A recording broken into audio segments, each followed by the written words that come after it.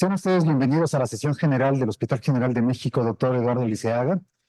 Es un placer para nosotros continuar dentro del marco del curso de gastroenterología y hepatología que brillantemente están llevando por el servicio de gastroenterología en nuestro hospital, ¿no? Y que ha sido todo un éxito. Y para continuar con ello, ¿sí? En la sesión del día de hoy tenemos la coordinación por parte de la doctora María de Fátima Higuera de la Tijera, jefa del servicio de gastroenterología y hepatología, y tenemos un invitado externo al hospital, sí, un invitado de lujo, como bien me decía la doctora Higuera, sí, para darle realce a esta sesión y que nos platicarán el día de hoy un tema muy interesante, como es la elastografía de transición, que se ha convertido en recientes tiempos en una herramienta y fundamental para poder establecer diagnósticos y abordajes de tratamiento en la consulta de hepatología. Para ello dejaré la palabra a la doctora María de Fátima Higuera para que presente a nuestro invitado, a nuestro profesor invitado, y siga coordinando el resto de la sesión. Muchas gracias. Buenos días a todos. Y bueno, pues ya lo dice el doctor Rosales. Hoy tenemos un tema muy interesante y yo comparo la elastografía de transición con la herramienta más básica que puede tener un hepatólogo.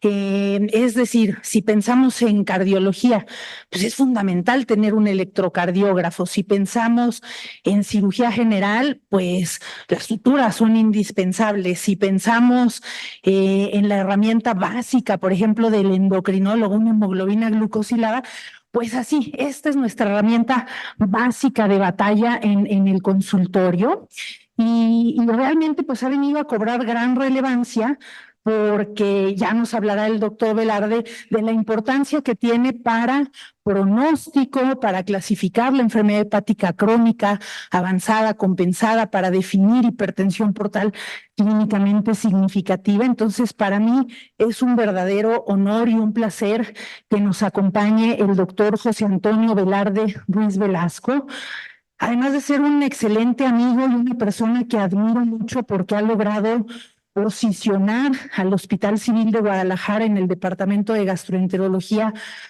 pues yo diría como el centro líder en toda su región. Realmente es uno de los servicios de aparato digestivo más completos que se cuentan en el país. El doctor Velarde es justamente el jefe de servicio de gastroenterología en el Hospital Civil de Guadalajara, Fray Antonio Alcalde. Es también el profesor titular del curso de la especialidad de gastroenterología con aval de la Universidad de Guadalajara. Es investigador nacional del Sistema Nacional de CONACYT. Ha tenido múltiples cargos en la asociación más importante de nuestra especialidad, que es la Asociación Mexicana de Gastroenterología, como secretario prácticamente en todos los cargos secretariales que tiene la asociación. Actualmente es el protesorero de la Asociación Mexicana de Gastroenterología y además también pues ha tenido muchas participaciones en mesas directivas. Actualmente es el secretario de la Asociación Mexicana de Hepatología y pues una de las personas que más publica en el país a niveles muy destacados internacionales. Yo admiro mucho que realmente con una de las escuelas más importantes a nivel mundial, que es el Hospital Clínic de Barcelona y la escuela pues de España en Madrid también, pues tiene muchas participaciones y colaboraciones. Y de verdad, pues que es un honor que nos acompañe el día de hoy. Doctor Velarde, por favor, bienvenido. Muy buenos días, agradezco la amable invitación que me hace. Se notó que la doctora Fátima es mi amiga, no crean todo, para empezar, ¿no? Pero para mí es un honor estar aquí en esta sesión general de hospital y dentro del marco del curso de gastroenterología y hepatología que ya tiene tradición. Y siempre le digo a la doctora Fátima que el Hospital Civil de Guadalajara pues es un hospital que se parece mucho a su hospital. Somos un hospital que tenemos 230 años de historia, que fue fundado por Fray Antonio Alcalde en esas épocas y fue fundado ya cuando tenía 75 años. Le costó 265,600 pesos, algo así, hacer el proyecto de aquellos tiempos, ¿no? Y es un hospital que se parece en el tipo de usuarios que atendemos que atendemos a la población tal vez más desprotegida y que, bueno, eso nos hace tener situaciones similares. Bueno, y para mí es un honor estar aquí con ustedes. Voy a tratar de llevar algunos datos muy sencillos, ser un poquito explícito en algunos puntos que van desde algunos componentes fisiopatológicos de la enfermedad hepática crónica y evidentemente cuál es el espectro clínico de esto, para después adentrarnos en dos procesos fisiopatológicos importantes que ustedes conocen, la esteatosis y la fibrosis. Por ejemplo, cómo la evaluamos para después ver por qué es útil y en dónde ha sido útil una herramienta no invasiva como la elastografía de transición. Y con esto, bueno, el primer proceso fisiopatológico que ustedes deben recordar, evidentemente, es la fibrosis. Y este proceso, independientemente de cualquier etiología que ustedes tengan de la enfermedad hepática que ustedes conocen, va a llevar a una inflamación donde acuérdense que va a activar esas famosas células estelares que finalmente se va a traducir en esa fibrosis hepática. Eso es lo más sencillo que lo quiero expresar, porque si ustedes ahora se van a la esteatosis, saben que la esteatosis hepática también es una etapa de la enfermedad hepática que se debe a múltiples etiologías.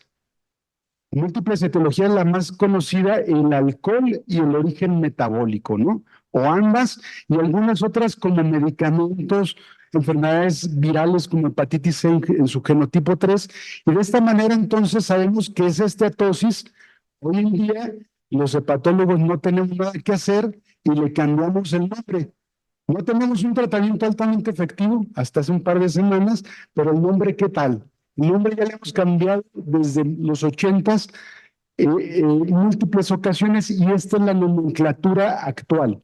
La estatosis hepática de cualquier etiología la vamos a denominar ahora no hígado graso, sino esteatosis hepática, y ya cuando sea de origen metabólico, pues va a ser esteatosis hepática metabólica.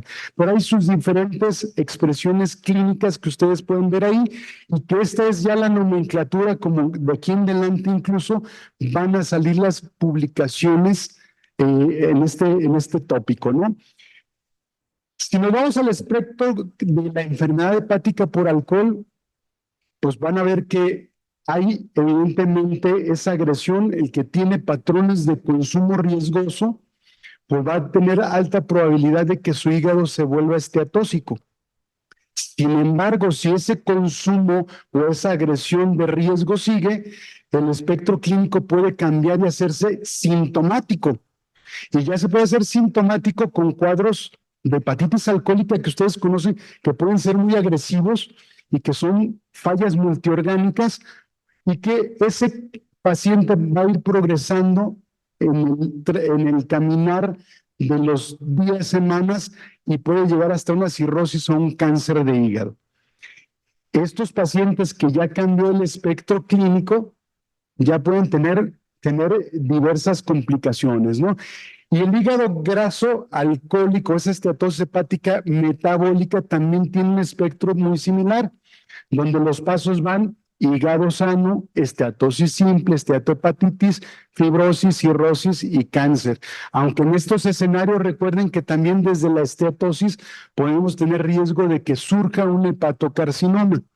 ¿Y por qué estamos platicando todo esto? Pues bueno, porque en ese proceso fisiopatológico caminando hacia la cirrosis, pues evidentemente sabemos todos los aspectos moleculares fisiopatológicos que pueden ocurrir donde hay esa inflamación, ese estrés oxidativo, hay activación de células estelares y aparece la fibrosis. A esto nos referimos como el componente estructural de la hipertensión portal. ¿De acuerdo?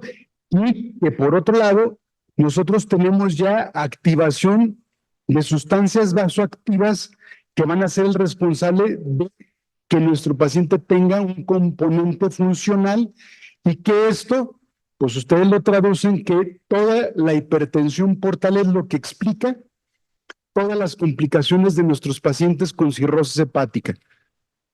Todas. Entonces, si se fijan, entonces aquí hay situaciones donde la fibrosis ay, Dios mío, la fibrosis juega un papel importante y que eso sería una forma atractiva de detectar a nuestros pacientes en etapas tempranas para poder hacer algo y evitar que nuestros pacientes lleguen a presentarse urgencias con hemorragias variciales, con encefalopatía, con ascitis que tiene que ir incluso a veces a hacer drenajes de repetición, y todo esto pues podemos evitarlo haciendo detecciones temprano.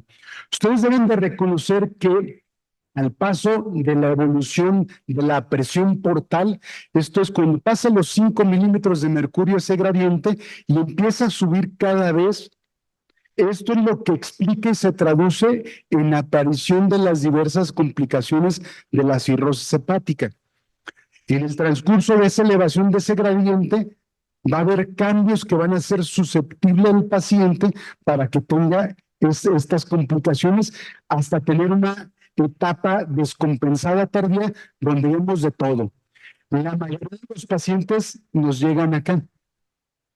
Pero hoy en día podemos darnos cuenta de pacientes que pueden ser politos, así como ahorita, que parece que no tienen ascitis, aunque sí parece, pues, encefalopatía y todo, y de repente yo creo que no tengo una enfermedad del hígado, porque estamos acostumbrados a verlos que llegan acá. Entonces, lo interesante sería verlos en una etapa compensada, ¿no? Por eso es muy importante la evaluación del grado de lesión hepática. Y si vamos sobre la premisa que la fibrosis hepática es un proceso fisiopatológico fundamental y que va a contribuir en el 70% al aumento de la presión portal, y eso se traduce en aparición de complicaciones, pues evaluarla va a ser muy atractivo. Sí, muy atractivo porque la fibrosis se vuelve entonces un factor pronóstico. Depende de la etapa de la fibrosis que yo encuentre en el paciente, es donde yo voy a poderme situar o voy a poder saber qué riesgos lleva mi paciente para que aparezcan descompensaciones, para que yo tenga indicaciones incluso de enfilar un paciente a trasplante, qué factores de mortalidad voy a tener, incluso en etapas tempranas, si tiene riesgo de enfermedad cardiovascular. Entonces suele interesante hacer evaluaciones antes de que el paciente llegue a una etapa avanzada y no podamos influir mucho sobre el desenlace de nuestros pacientes, ¿no? Por otro lado, entonces, ¿cómo podemos evaluar esa fibrosis hepática? Y esto pues se ha vuelto interesante porque podemos tener un examen directo al tejido hepático, y eso lo hacíamos y lo hacemos en indicaciones precisas. Podemos usar biomarcadores o podemos usar técnicas de imagen. Sin embargo, hoy día las pruebas no invasivas son las que más se recomiendan y se utilizan. ¿Por qué? Porque esto nos ha ayudado a mejorar el diagnóstico y en ocasiones nos brindan información pronóstica sobre la enfermedad del hígado crónica de todas las etiologías. Entonces, de esta manera sí es importante que nosotros reconozcamos que existen muchos métodos. Y luego nos preguntamos, pues, ¿qué métodos podemos utilizar? Tenemos evidentemente la biopsia hepática, que ha sido el estándar de referencia, pero hoy día decimos biopsia hepática y parece que vamos a hacer unos cortes de jamón serrano, ¿no? Y así nos vamos a asustar. Una biopsia es invasiva, aunque se han reportado complicaciones en valores porcentuales bajos, 1 a 3%, pues no deja de ser invasiva, costosa y tiene sus detalles. Incluso pues es un estándar de oro que puede ser imperfecto. Y si ustedes tienen pacientes asintomáticos que tienen un hallazgo incidental de enfermedad hepática, ¿cómo los convencemos para picarles el hígado? Eso es complejo. Y luego, ¿qué les voy a ofrecer? Entonces, esto hace que tengamos las ventajas que ustedes conocen, y si lo hablamos con un colega de patología, pues evidentemente es la mejor forma de decir, hay forma de ver más objetivo la necroinflamación, el estado de fibrosis, si hay otras causas de enfermedad hepática. El patrón histológico nos puede ayudar a descifrar el diagnóstico, y evidentemente podemos ver depósitos de algunas otras sustancias que se asocian a otras enfermedades, ¿no? Entonces, la biopsia hepática, pues es muy buena. Hay algunas cosas, acuérdense que hay omisión del diagnóstico hasta en el 30% de los escenarios si mandan una sola muestra. Entonces ya les van a dar un piquete, si le hacemos una percutánea con Trucut, pues podemos tener una omisión en algunos escenarios. ¿Por qué? Porque tendríamos que aumentar ese porcentaje de éxito si damos 3 muestras a nuestro patólogo para que vean la cantidad adecuada de tractos portales y evidentemente sabemos que hay resultados diferentes en sitios distintos. Un hígado puede tener diferentes hallazgos histológicos. Un solo hígado puede tener zonas sanas, zonas de fibrosis, zonas de cirrosis o incluso de cáncer.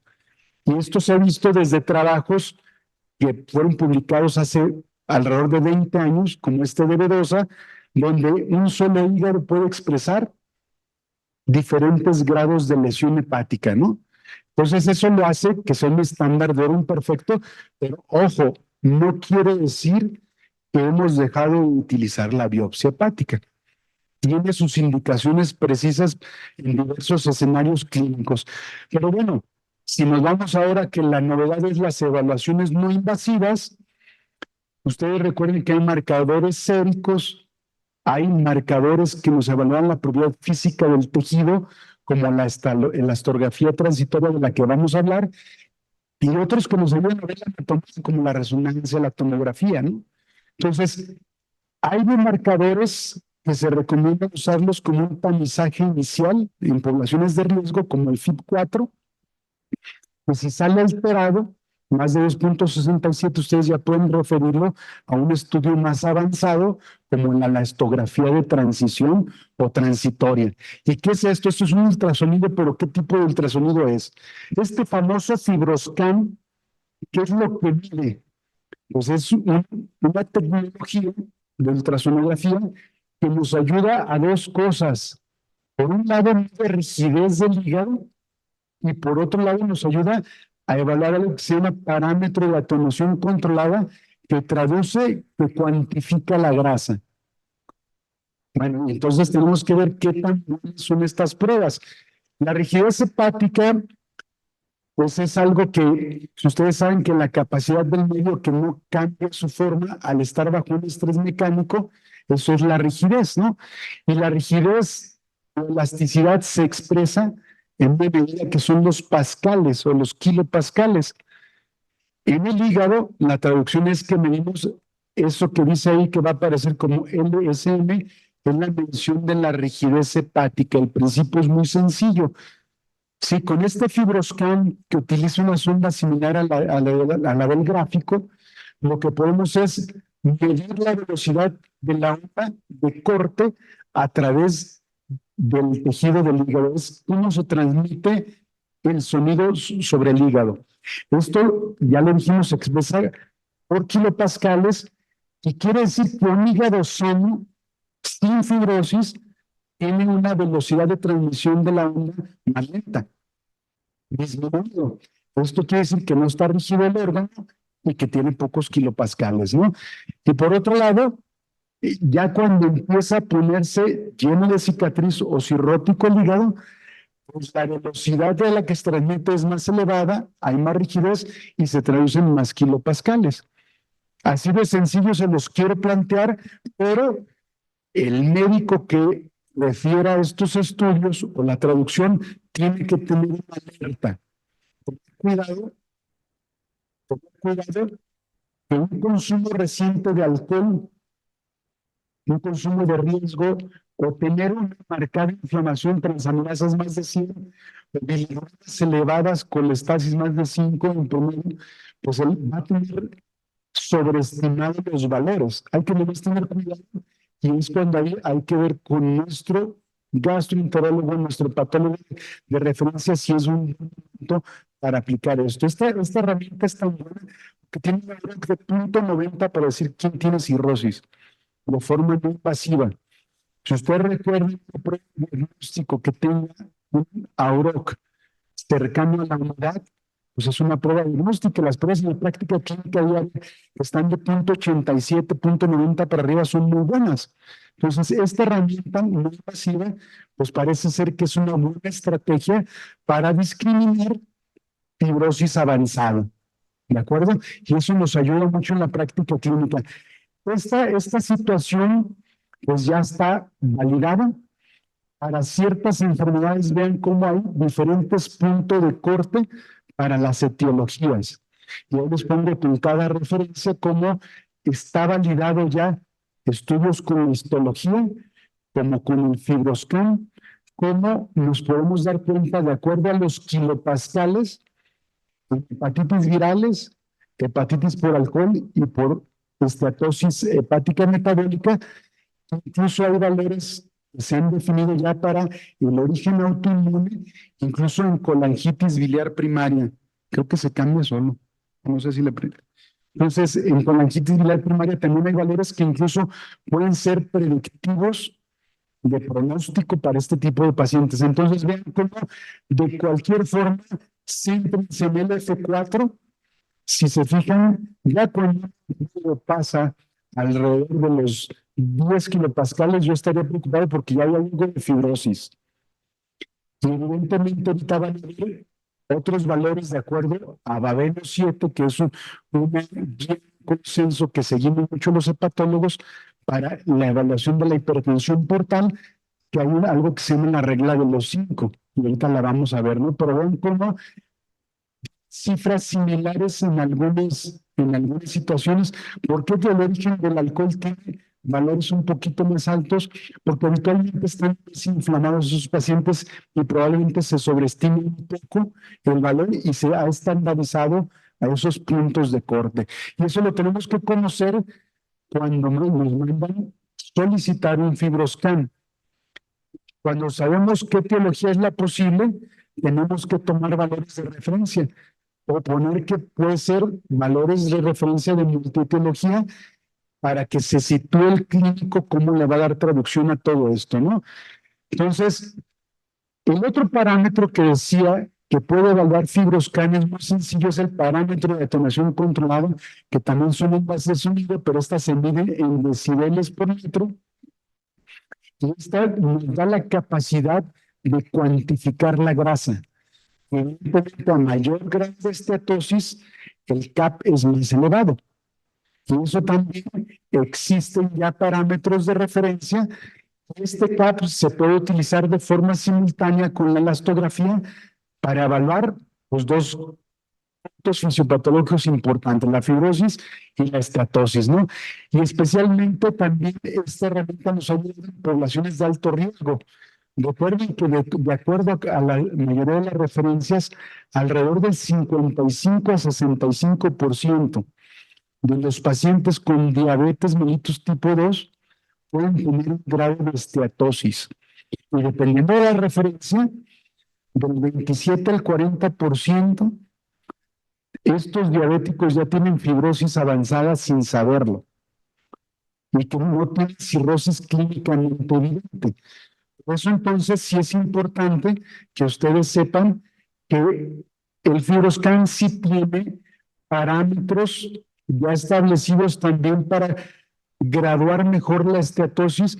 También el ultrasonido tiene formas de graduar de acuerdo a los hallazgos ultrasonográficos. Pero aquí, de acuerdo a esos decibeles, siempre que estén más de 248 decibeles, el paciente tiene esteatosis y una esteatosis importante más de 280 decibeles. Y esta tiene mejor desempeño para cuantificar grasa que el ultrasonido. El ultrasonido, recuerden también que detecta cuando ya el ultrasonido dice, doctor, este paciente ya tiene esteatosis, es porque tiene infiltración de grasa de más del 30%. Sin embargo, la enfermedad es más del 5%, tiene una zona gris muy amplia. Y luego el ultrasonido es operador dependiente.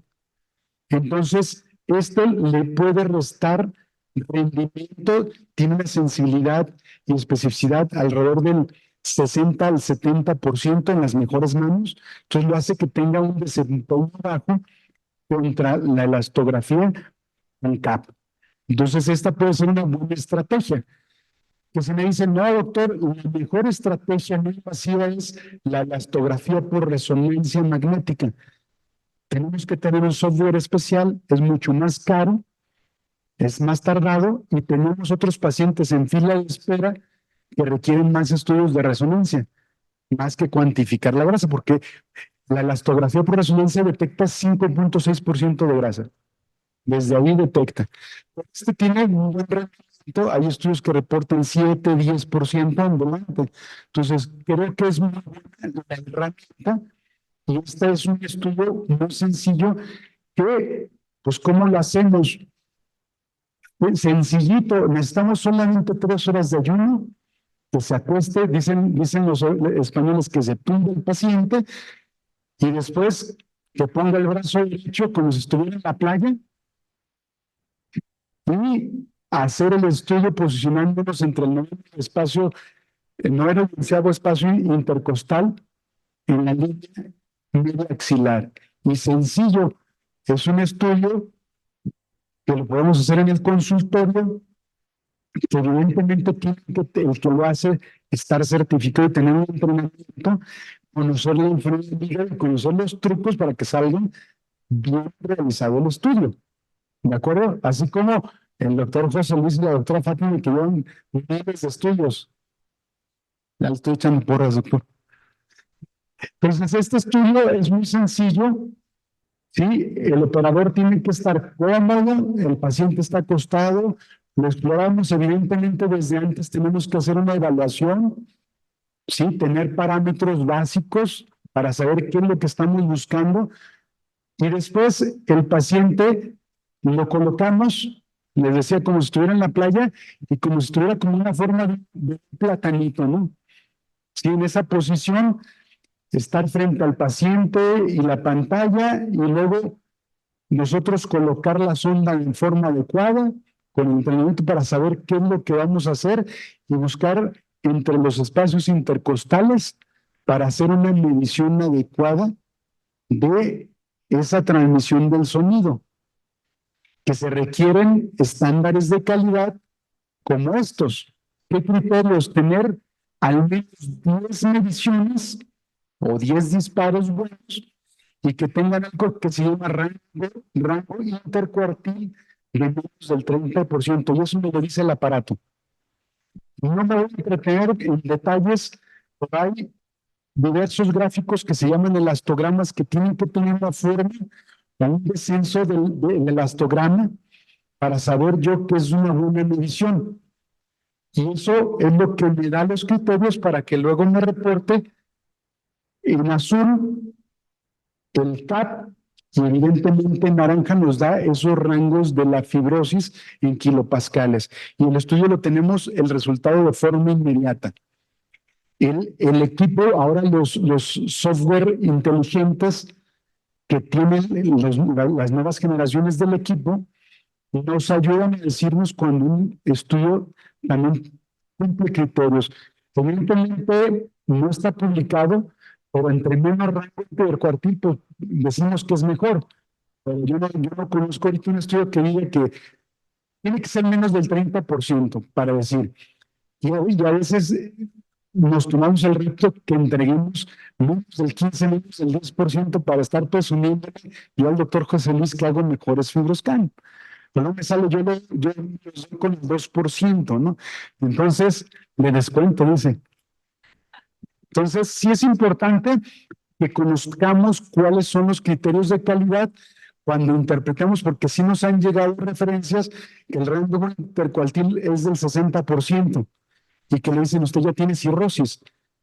Y no es que le queramos repetir el estudio, pero es mejor asegurarnos, porque si yo etiqueto, yo les digo a los residentes de mi hospital, es más fácil hacer diagnósticos que quitar diagnósticos. Desdiagnosticar un diagnóstico que está mal hecho es difícil. Le ponemos una etiqueta a un paciente que a veces es muy complejo. Por eso tenemos que ser cuidadosos cuando emitamos los diagnósticos, ¿no? Entonces, tiene muchas ventajas, tiene tantas, pero ventajas, es una técnica validada que cada vez se utiliza más, tiene criterios de calidad bien definidos. Para los que tienen uso extenso, existe una sonda, hay una sonda M, una sonda pediátrica y una sonda XL. Cuando tenemos pacientes que tienen un IMC de más de 30, utilizamos la sonda XL, pero también ahora los equipos nos dicen, si hay un panículo extenso, el equipo te pide cambiar hacia la sonda XL, aunque no tenga un IMC tan alto, ¿no?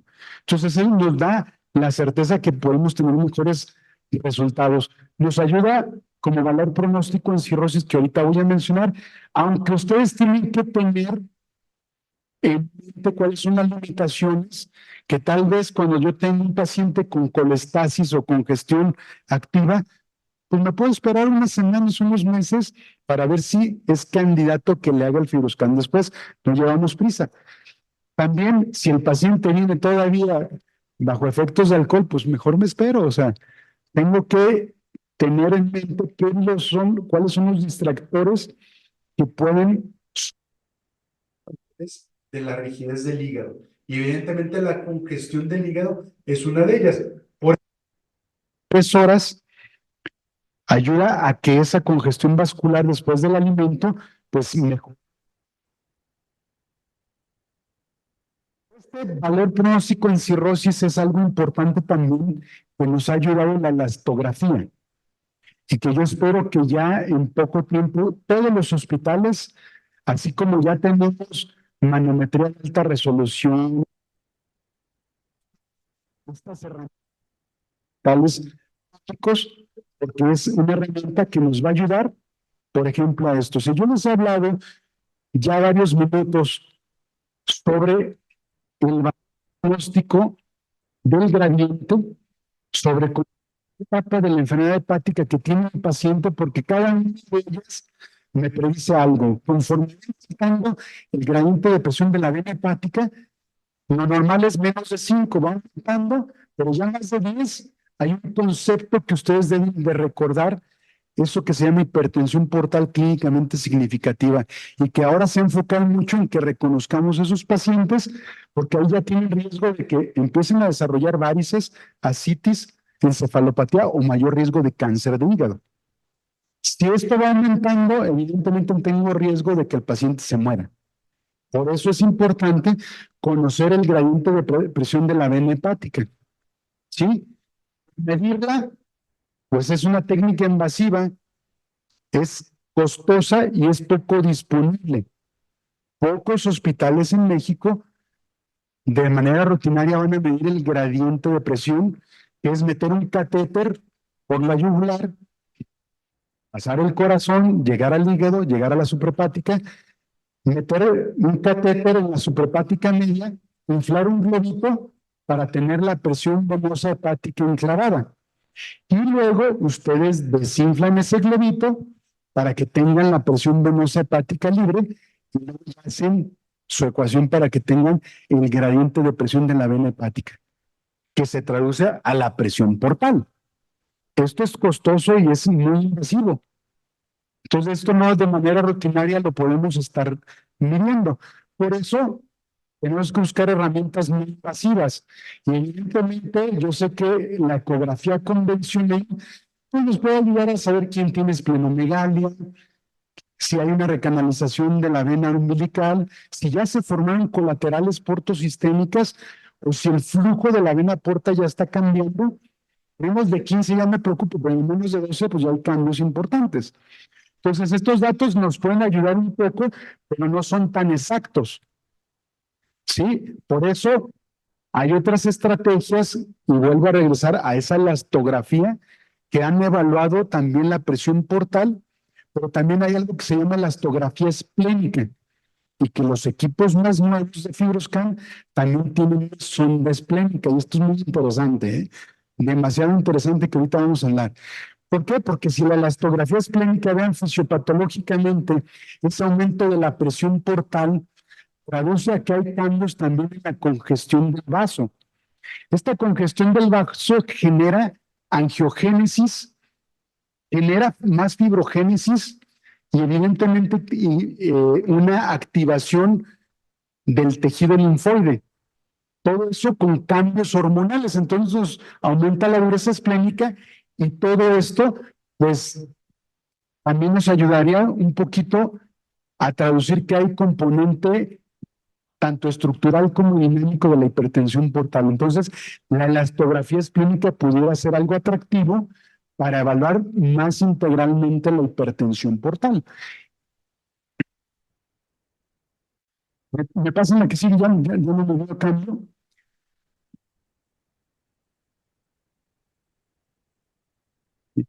Entonces, la elastografía esplénica se hace con otra sonda. Los rangos de elastografía es de 6 a 100 kilopascales. Está disponible solamente con una sonda, tiene una penetración hasta de 5.5 centímetros y evidentemente también una rigidez baja, pues se ha traducido actualmente en bajo riesgo de varices porque se traduce a baja presión portal, y una rigidez alta del vaso, pues se traduce a que hay más hipertensión portal y hay más riesgo de varices o de sangrado variceal, ¿no? La que sigue. Y esta elastografía esplénica, ¿cómo se hace o qué aparece?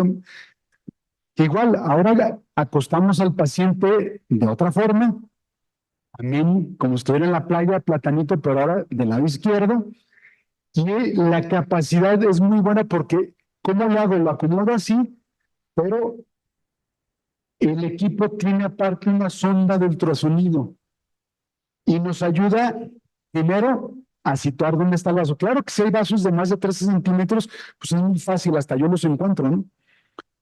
Pero cuando hay vasos un poco más pequeños, nos podemos guiar o es recomendado guiarse con el ultrasonido para posicionar luego la sonda y tomar una medición de la rigidez del vaso. Y esta medición la hacemos primero la ecografía en modelo, vemos el sitio, el mejor sitio, marcamos ahí el paciente y luego ya hacemos nuestra medición. ¿Qué valores se han hablado? Ahorita les voy a mencionar.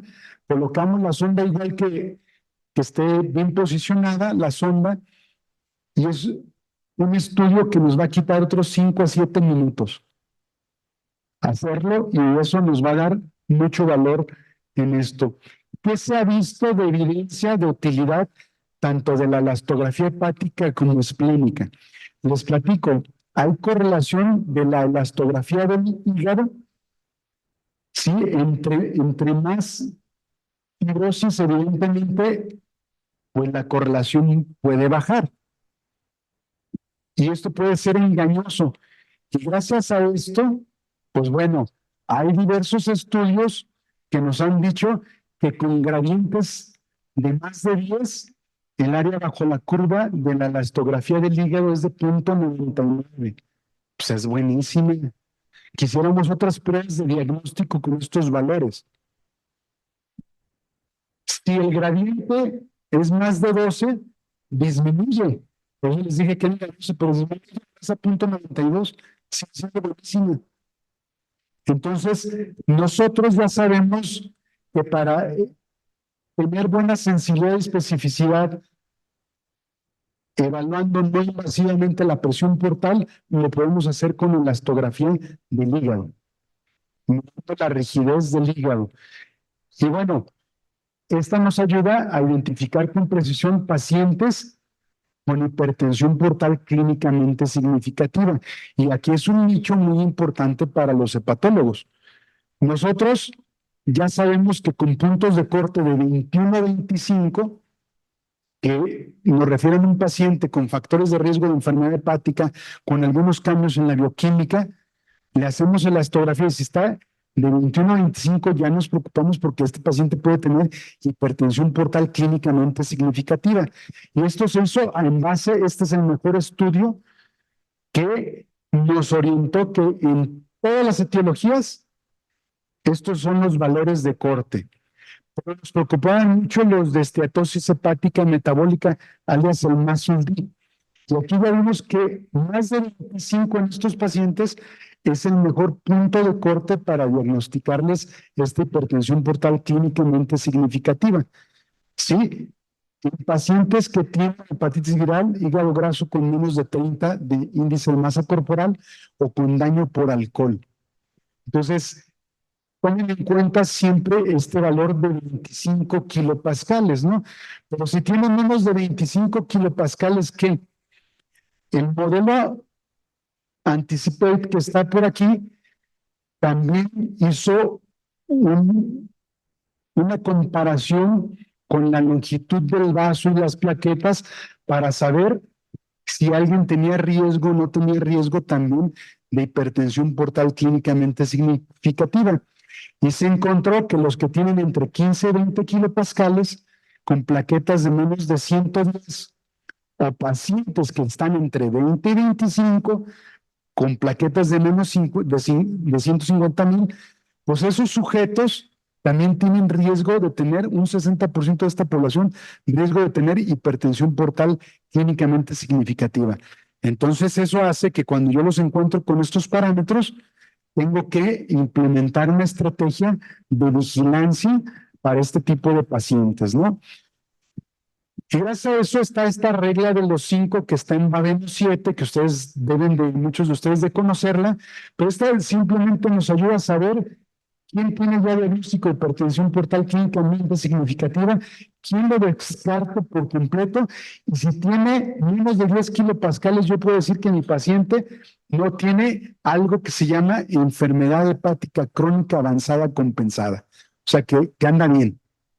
¿Sí? Entonces, la herramienta sí es muy útil, y eso no porque lo diga alguien que viene, me dice una amiga de la provincia, ¿no? O sea, es algo que está publicado, está estandarizado, y que los expertos de todo el mundo, que son los que se reúnen en este consorcio que es el Babeno 7, pues nos pueden decir que es la mejor herramienta hoy día pasiva y que tenemos que estar utilizando para hablar la presión portal. Sí, pero también estos están estandarizados para los que tienen IMC de más de 30. Sí, entonces esto nos ayuda a que nosotros también podamos detectar la probabilidad, aunque baja un poco, entre más IMC baja un poco la probabilidad de encontrar pacientes, pues sigue siendo una herramienta buena en estos pacientes para saber qué seguimiento les voy a dar. ¿De acuerdo? Entonces, respecto a la elastografía del vaso ahora, rápidamente para los minutos que nos quedan, también se ha visto que con los valores, por ejemplo, más de 37 tiene una OROC de 0.71 y más de 38 de 0.72, por ejemplo, para predecir muerte o necesidad de trasplante o para que se descompense un paciente. Si yo de antemano hago elastografía del vaso en un enfermo que ya tiene cirrosis, fíjense bien, ya sabemos, ya no necesitamos, pero ya tiene cirrosis, le hago elastografía del vaso, tiene valores arriba de 40, yo sé que tiene riesgo de que lo tenga hospitalizado en 15, 22 días. ¿Sí? Entonces, nos puede ser útil para predecir eso o que aumenta el riesgo de muerte en este paciente y probablemente que le dé prisa en algunos pacientes a enfilarlos al programa de trasplante de hígado. ¿De acuerdo? Y cuando tienen más de 40 kilopascales, el rendimiento de la elastografía del vaso aumenta. 0.89 no es la mejor prueba de diagnóstico, pero es una medida no invasiva para saber si estos pacientes tienen riesgo de tener varices esofágicas. No quiere decir, yo también soy endoscopista, que no vamos a hacer endoscopías, pero probablemente en hospitales como el de nosotros nos ayuda a priorizar a quién meto más rápido endoscopía, ¿no? ¿Sí?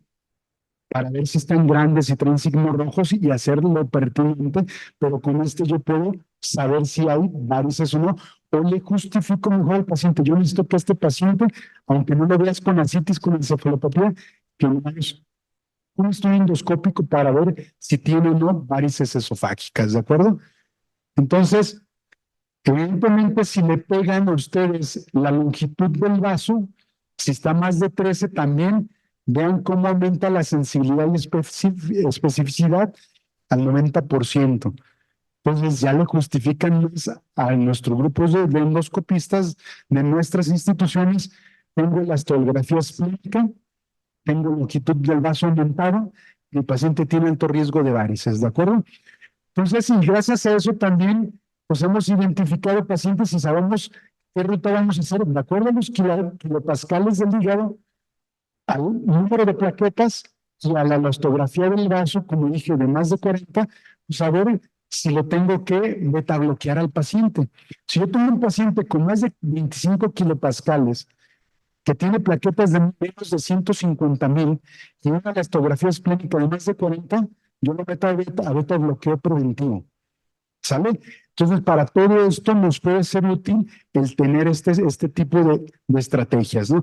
Claro que la elastografía esplénica tiene limitaciones, porque, por ejemplo, en México hay pocos centros que su equipo tienen la elastografía esplénica. Yo espero que aquí tengan pronto un equipo de estos. No podemos usar cualquier sonda, tiene que ser la sonda especial para esto, ¿sí? Y que evidentemente tenemos que tener un entrenamiento para encontrar el vaso. Las primeras elastografías esplénicas que me tocó hacer, me ponía a sudar porque no encontraba el vaso, pero me ponían sujetos normales, doctor. ¿Y cómo encontrar el vaso? Y el vaso bien posterior. Y hay alguien que sí conoce el doctor José y el doctor Calleja atrás de mí. Búscalo. No lo encuentro. Encuéntralo. Y todo el día. Y yo pensé que no iba como residente al entrenamiento, ¿no? Entonces, tienen que tener en cuenta, para cerrar en los siguientes par de minutos, ¿qué gastropuntos de este curso puedo yo sugerirles? Primero, que recuerden que la hipertensión portal es la que nos explica todas las complicaciones del paciente con cirrosis y que determina el pronóstico de la enfermedad hepática crónica avanzada compensada. Evidentemente sabemos que es necesario identificar a pacientes que tienen alto riesgo de descompensarse. ¿Cuáles? Los que se llaman hipertensión portal clínicamente significativa. Recordar que el FibroScan nos permite evaluar desde esteatosis hasta fibrosis y evidentemente cirrosis. La elastografía de transición que mide la rigidez del vaso y del hígado son las mejores herramientas no invasivas. Hay que utilizarlas más frecuentemente. Les platico, nos acaban de aceptar el trabajo en el Congreso Americano de Gastro, que va a ser en 15 días en Washington, 15, 22 días, porque encontramos en población abierta nosotros 40% de fibrosis. Población abierta que no se conocía con enfermedad de hígado, y encontramos ya fibrosis. Y encontramos 60% que tienen de ellos algún componente del síndrome metabólico. Eso es un desastre para el futuro. Entonces, creo que puede ser una buena herramienta. De esos pacientes, metimos 560 pacientes en una campaña de 15 días. Y de esos pacientes, lamentablemente, hemos logrado vincular solamente 45%. ¿Y por qué digo lamentablemente? Como la mayoría están asintomáticos, pues nos dijeron, yo no creo. Ah, no, doctor, sí, gracias. Te vamos a dar estudio gratis, evaluación. Sí. Y ya después ya no nos contestan. Entonces, eso es lo que los invito a que trabajemos para que nosotros día a día hagamos más promoción como el día de hoy, que la doctora Fátima creo que les va a decir sobre el Día Mundial del Hígado. Y pues muchas gracias, es un honor para mí esta amable invitación. Para mí sí es un gran honor. Sí es mi amiga Fátima, pero ella es más que yo, igual que el doctor José Luis, académicamente, y yo estoy muy emocionado por estar aquí. Muchas gracias. Pues muchas gracias al doctor Velarde. Los emocionados somos nosotros y vamos a seguir trabajando en el servicio de gastro de nuestro hospital para lograr todo lo que nos ha puesto de ejemplo el doctor Velarde en Guadalajara.